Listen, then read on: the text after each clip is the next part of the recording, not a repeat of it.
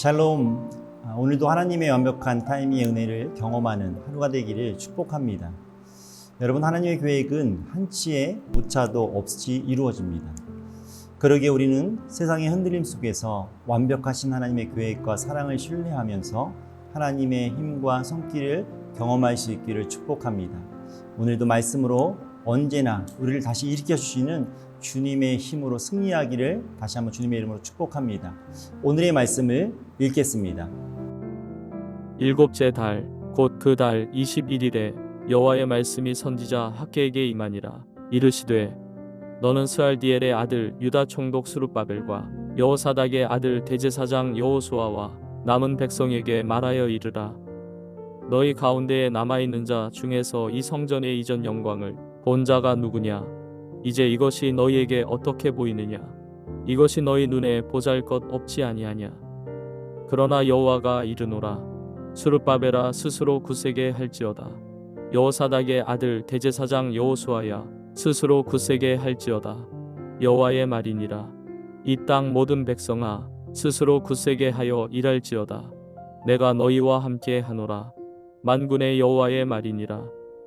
너희가 애굽에서 나올 때에 내가 너희와 언약한 말과 나의 영이 계속하여 너희 가운데에 머물러 있나니 너희는 두려워하지 말지어다.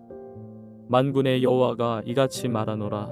조금 있으면 내가 하늘과 땅과 바다와 육지를 진동시킬 것이요 또한 모든 나라를 진동시킬 것이며 모든 나라의 보배가 이르리니 내가 이 성전의 영광이 충만하게 하리라.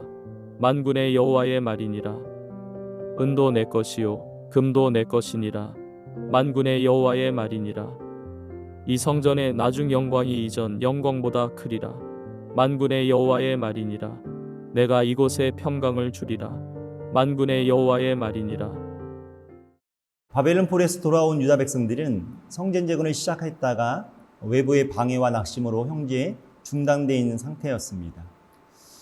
그래서 하나님은 학개 선지자들을 통해 백성들에게 하나님의 명령과 약속을 전하며 성전 재건을 다시 시작할 수 있도록 격려하고 있습니다. 1절의 말씀을 읽겠습니다. 그해 일곱째 달 그 달 21일에 학개 예언자가 주님의 말씀을 받아서 전하였다. 여러분, 바벨론 포로에서 하나님의 은혜로 돌아온 후 성전 재건을 시작한 지 16년의 시간이 지났습니다. 일곱째 달은 유대달력으로 보면 가을에 해당되며 수설을 막 지나고 있습니다. 이처럼 일곱째 달에 특별히 나팔절과 속죄일, 장막절이 있는데요. 새로운 한 해를 시작하는 나팔절과 우리의 죄를 용서하시고 속죄받는 속죄일과 광야 생활에서 하나님의 보호와 공급을 기념하는 절기인 장막절을 지나고 있는 이 마지막 날이었습니다. 그런데 이 축제에 참여하고 있는 백성들은 어떻습니까? 장막절의 풍성함보다 아무것도 없는 현실 앞에서 그들은 낙심하였습니다. 감사와 기쁨이 최고의 순간이 되는 마지막 날이 오히려 낙심으로 끝나려고 있었습니다. 그러나 그때 바로 하나님은 학개 선지자를 통해 위로의 말씀을 전해 주십니다. 사랑하는 여러분, 하나님은 우리의 상황과 형편을 아시기에 가장 필요한 순간에 말씀으로 찾아오십니다. 우리가 생각하기에는 하나님의 응답이 늦어 보이지만 그러나 하나님은 완벽한 타이밍에 찾아오십니다. 그렇습니다. 하나님의 타이밍은 언제나 완벽하십니다. 우리 시계로 보기에는 늦은 것 같았지만 하나님의 시계는 정확히 맞습니다. 가장 완벽한 시간, 그 완벽한 순간에 말씀으로 찾아오시는 하나님의 임재를 놓치지 않고 말씀의 힘으로 새로운 사명을 온전히 감당하기를 축복합니다. 백성들의 믿음을 흔들고 있을 때에 하나님의 어떤 분이신가를 말씀해주고 있습니다. 약속의 변함이 없는 하나님이 우리와 함께 하시기에 우리는 두려워하지 말고 세상을 흔들고 주관하시는 하나님을 바라볼 수 있기를 축복합니다. 우리 9절의 말씀을 읽겠습니다. 그 옛날 찬란한 그 성전보다는 지금 짓는 이 성전이 더욱 찬란하게 될 것이다. 나 만군의 주가 말한다. 내가 바로 이 곳에 평화가 깃들게 하겠다. 나 만군의 주의 말이다. 여러분, 솔로몬의 성전의 화려함은 이스라엘 백성들에게 자랑이자 영광이었습니다. 그러나 바벨론에 의해 성전이 파괴되어지고 포로로 끌려갔다 돌아온 백성들은 무너진 성전을 보며 크게 실망에 빠졌습니다. 그러나 하나님은 이 성전의 이전의 영광보다 크리라고 말씀해주고 계십니다. 백성들이 현재의 초라한 모습을 보며 실망할 수 있지만 그러나 그때에 하나님은 그들의 시선을 미래로 돌리고 있습니다.